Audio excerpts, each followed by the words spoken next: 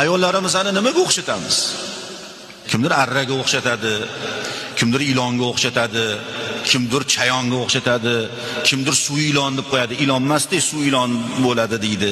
Kimdir tulki deydi, boshqa deydi. Payg'ambar alayhisalom nimaga o'xshatdilar? Payg'ambar alayhisalom o'xshatganlarni qaraylik. Anjasha degan sahobiy bor edi.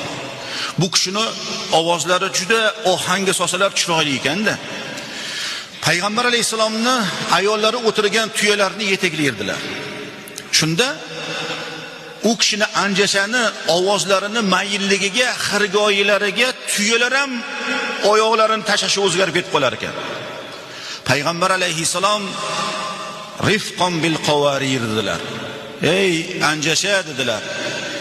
Tuyani ustidagi chinnilarni ehtiyot qilgin dedilar. Payg'ambar alayhisalomning so'zlari.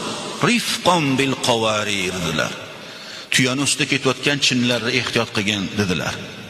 Sindirib qo'ymagin ularni, ozor berib qo'ymagin ularga dedilar. Mana qaraylik. Payg'ambar alayhisalom nimaga o'xshatyaptilar-u, biz nimaga o'xshatamiz? Ahli ayollarimizni yaxshiliklarini oshirib qiladigan bo'lsak ham, kun kelib albatta to'g'rilanadi. Payg'ambar alayhisalom aytdilar: ayolingni ba'zi sifatlariga sabr qilgin dedilar.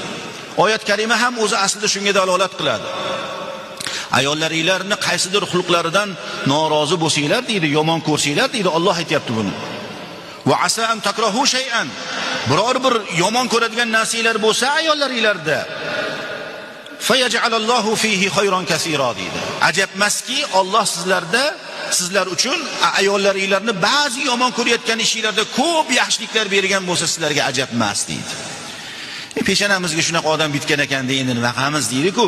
Shu sabr, bardosh bilan turishlikda ham ko'p yaxshiliklar bo'lishligi bor ekan.